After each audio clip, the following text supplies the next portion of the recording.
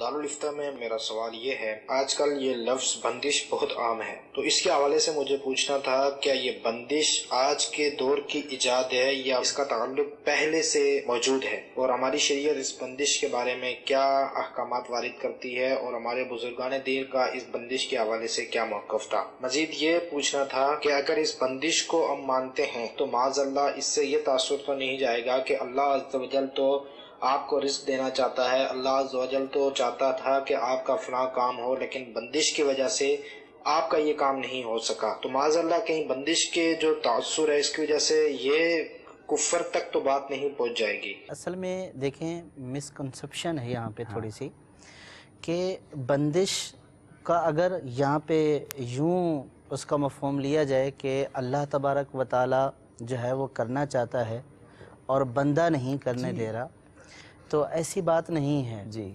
कुछ असबाब होते हैं और जो दुनिया में असबाब हैं और अल्लाह तबारक व ताला ने उनमें तासीर पैदा की है, वो भी अल्लाह तबारक व ताला की मशीयत से होते हैं। यानी ऐसा नहीं है कि बंदे ने किया है, वो भी अल्लाह तबारक व ताला की मशीयत से है। अब जादू को देख लीजिए कि जादू एक सबब है किसी के ऊपर असर करने के एतबार से, तो अब जादू असर करता है। अब कोई ये बोले कि जादूगर ने असर कर दिया, तो ऐसा नहीं है कि जादूगर ने असर कर दिया, वो एक सबब था जिसको अख्तियार कर दिया गया और उस सबब के अख्तियार करने की वजह से जो उसका नतीजा था, जो उसका रिज़ल्ट था, वो नाफिज हो गया। तो अब इसको अगर उस माने में ले जाएंगे तो ये बिल्कुल जो है वो शरीयत के असूलों से ख़िलाफ़ बात है। ठीक है, बंदिश का जहाँ तक ताल्लुक़ है, ये कोई आज का मफ़हूम नहीं है, ये बुज़ुर्गान दीन में पीछे से ये राइज है। इस तरह की जो है वो कुरान से इसका सबूत है। असल में बंदिश के माना पर हम गौर करें ना, तो बंदिश ये जादू ही की किस्म है। यानी बंदिश का मतलब क्या है कि किसी शख्स के ऊपर जो है वो अमलियात करवा देना कि उसका काम रुक जाए या वो बीमार हो जाए, उसके साथ परेशानियां आ जाएं, मुसीबतों में मुब्तला हो जाए, तो यही काम जादू के ज़रिए होता है और जादू का सबूत तो कुरान पाक में मौजूद है। बंदिश भी इसकी एक किस्म ही है। अगर बंदिश के लफ्ज़ी माना पे गौर करें तो इसका माना होता है गिरा लगाना, किसी चीज़ के ऊपर गिरा लगा देना। और मफ़हूम के एतबार से जो हमारे ज़माने के अंदर राइज है, उसका मतलब है कि किसी के ऊपर कोई ऐसे अमलियात कर देना, कोई ऐसे जादू कर देना कि जिसकी वजह से उसके कामों के अंदर रुकावट पैदा हो जाए। ये तो वो माना है कि बुजुर्गान दीन क्या है, तो कुरान पाक से साबित है। नबी करीम सल्लल्लाहु तआला अलैहि वसल्लम की ज़ाते गिरामी पर लबीद और उसकी बेटियों ने जादू करवाया था। ठीक है, और ये बुखारी मुस्लिम के हदीस पाक है कि नबी करीम सल्लल्लाहु अलैहि वसल्लम के जिस्म अक़दस के अंदर इसकी वजह से तकलीफ़ आई थी, तो अल्लाह तबारक व तआला ने कुरान मजीद फ़ुरक़ान हमीद की ये दोनों सूरतें नाज़िल फरमाई, सूरे फ़लक और सूरे नास, कि जिसके शुरू के अंदर ये है कि कुल आऊज़ु बिरब्बिल फ़लक, यानी अल्लाह तबारक व तआला की पनाह मांगता हूँ। इसमें आगे जिन जिन चीज़ों से पनाह मांगी है उनमें एक अल्फाज है वमिन शर्रिन नफ़्फ़ासाति फ़िल उक़द, यानी जो गिरह के अंदर फूंके मारती हैं औरतें, उनके शर से भी मैं पनाह मांगता हूँ। तो गिरह का, बंदिश का मान तो कुरान की खुद इस आयत से साबित हो गया।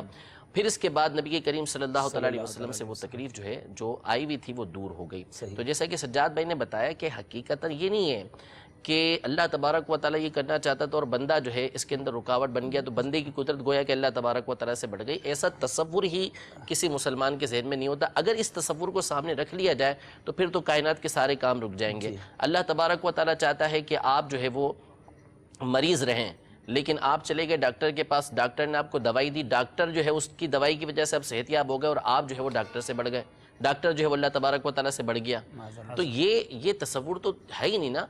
असल तो वही असबाब की बात है कि अल्लाह तबारक व तआला, बंदे की जो पकड़ होती है वो असबाब के ऊपर होती है।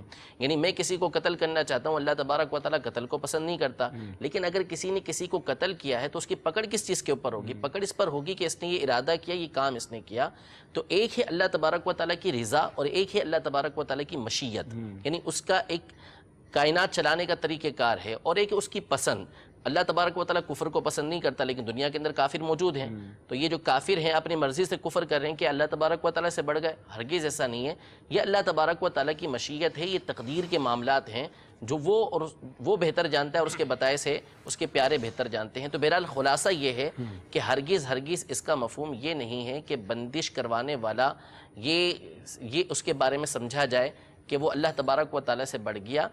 تو بندش کا مطلب بالکل قرآن و حدیث سے ثابت ہے. یہاں یہ نہیں ہے کہ ہم بندش کی کوئی وہ حوصلہ افزائی کر رہے ہیں. بندش کرنے والا تو بہت غلط کام کر رہا ہے. بالکل بندش غلط چیز ہے, بندش نہیں کرنی چاہیے, لیکن اس کے غلط ہونے کی وجہ سے اس کا ثبوت ہی ختم ہو جائے, ایسا نہیں ہے. اور ایسا بھی نہیں ہوتا کہ ہر بندے کی بندش ہو رہی ہوتی ہے. یہ جو آج کل عاملوں نے چلایا ہوا ہے کہ تمہارے گھر کی بندش کر دی, تمہارے کاروبار کی بندش کر دی, اور لوگ اسی پریشانی میں رہتے ہیں, تو ایسا بھی نہیں ہوتا. اور میرا خیال ہے اگر سورہ فلق اور سورہ ناس پڑھ کر اپنے اوپر دم کر لیا جائے, درود پاک کا ورد کیا جائے, اور زیادہ سے زیادہ اگر آپ کو کبھی ایسا کچھ فیل ہوتا ہے تو ماشاءاللہ ہمارے ایک اور شعبہ ہے, اس کا چونکہ سلسلہ نہیں ہے, ورنہ ہماری مکتوبات و تعویذات عطاریہ ایک اور شعبہ ہے, اور جس شعبے کے تحت آپ کو تعویذات فری آف چارج دیے جاتے ہیں. آپ کی ٹیلی فون کال پر آپ کا استخارہ کیا جاتا ہے, بلکہ آن لائن, جی ہاں, دعوت اسلامی کی ویب سائٹ کے ذریعے آپ کی کارٹ بھی کی جاتی ہے, آپ کے استخارے کر کے جواب دے دیے جاتے ہیں.